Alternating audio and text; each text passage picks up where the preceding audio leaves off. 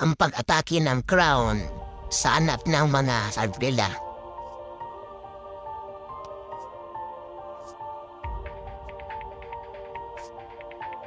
Sa isang gubat, nakita ng Crown ang mga anak ng Ardilla.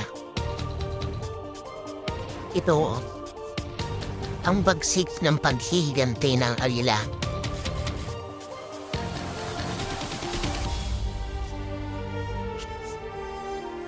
Isang araw, binabantayan ng Ardilla ang kanyang mga anak. Hindi niya ito iniiwan dahil nararamdaman niya na may panganib na mangyayari sa kanyang mga anak. Abang nagmamasid ang Ardilla sa kanyang paligid, mataas ang kanyang kutob na may paparating na peligro. Di niya ito iniiwan dahil napansin niya at nakita niya na may paparating na magpapahamak sa kanyang mga anak. Ang ginawa niya, inuvira niya ito at tinatakot niya ang paparating na kalaban. Sinisigawan niya ito para hindi makalapit. At habang papalapit ang Crown o buwa, ang ginawa ng Ardilla, susugurin niya Crown. Inabol niya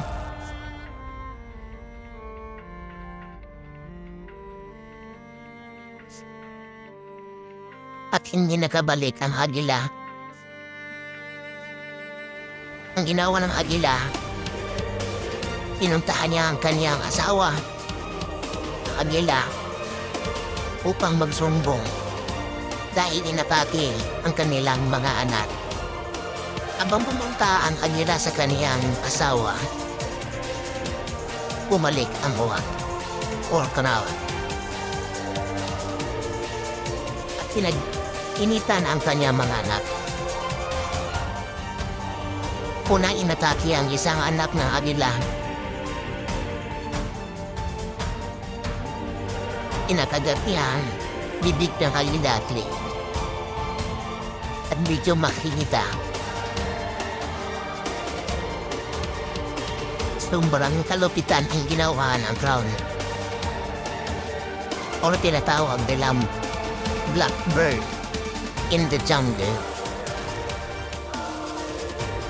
o tinatawag na wolf. Pagkatapos niyang tagapin ang unang anak ng Ardilla, sinunod niya ang pangalawang anak ng Ardilla. Inatake niya ito at tinatanggalan niya ang balahibo sa leeg. Dahil hindi makalaban ang anak ng Ardilla, walang magawa. Ang tindi ng sinapit ng anak ng mga Ardilla.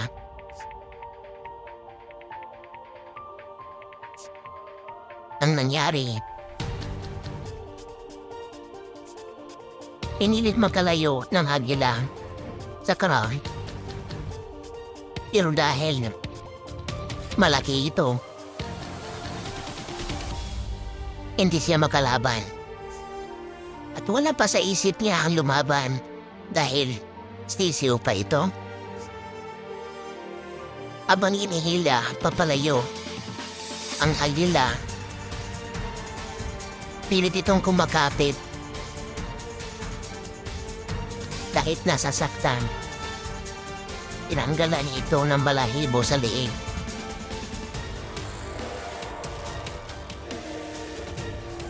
Buti na lang, ang pangatlong Ardilla ay hindi inatake.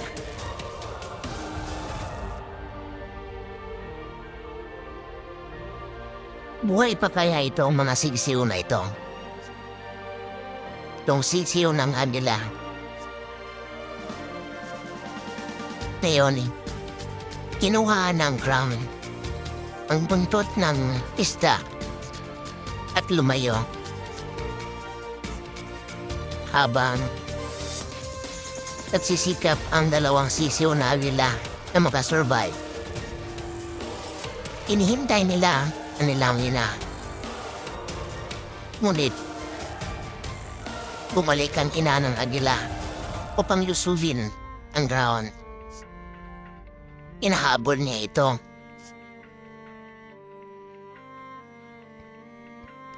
Habang ang dalawang sisiw naghihingalo. Gustong makasurvive upang mabuhay.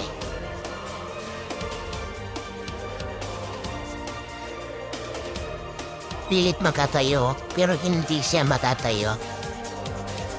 Inahabol ng ina ng agila ang muha or crown at manghihiganti. Nakikita niyo sa video, inahabol ng ina ng agila dahil gusto manghiganti.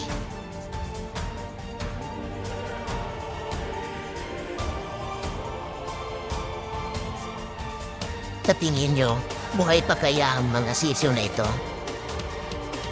At dito, nakita na nga, ama ng agila.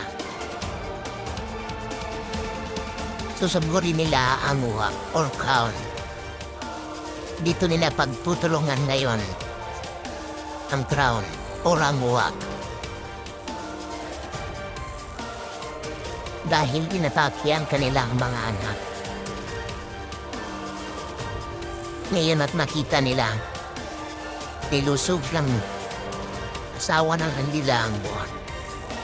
At dito nila ito ang tulungan.